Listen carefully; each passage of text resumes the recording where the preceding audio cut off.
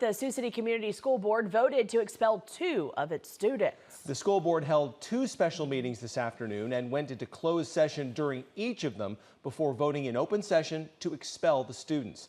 We don't know the specifics of each case, but the school district did release a statement clarifying the reasons that students may be expelled.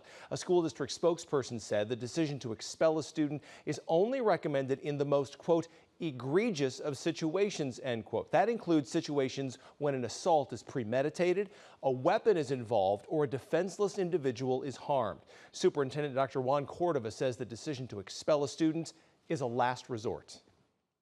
The most important thing we can do is hear our students and see them so that they understand that they have someone they come to and speak to, and we do a very good job with that.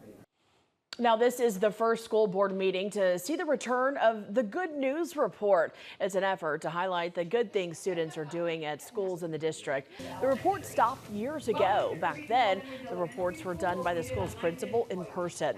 However, Dr. Juan Cordova wanted to bring them back in a new format, by video.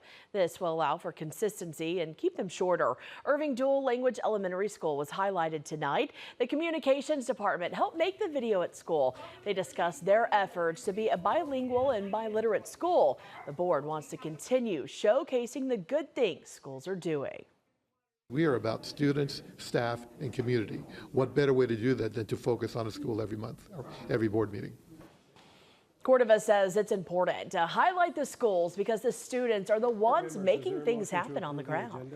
The school board also approved a lease agreement with Morningside University for the use of East High School's baseball field.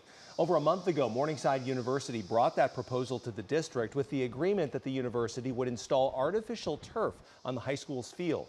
In the agreement, Morningside would pay almost $500,000 for this installation, as well as cover the first $5,000 in repairs. The length of the lease is 8 years. When the proposal was first brought to the district, initial concerns included the financial impact of maintaining that turf or turning the field back to its current state after the lease is up. But tonight the board approved the agreement on a 5-2 vote, with board members Trey Lee and Earl Miller voting against the decision.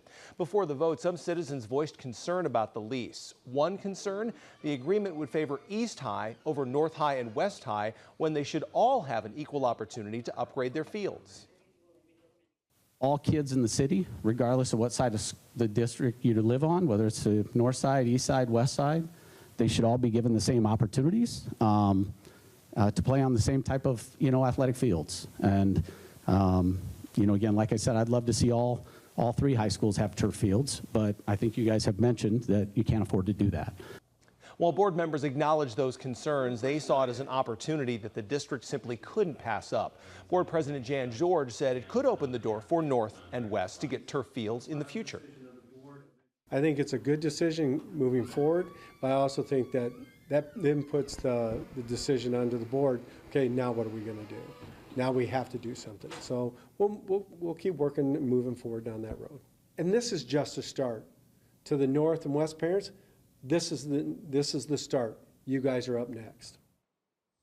The school board also approved repairs and upgrades to other athletic facilities. They voted to repair North High and East High's tracks. The repairs will cost just under $400,000. During the meeting, leaders said the upgrades were budgeted for this year, and they plan to repair West High's track next year.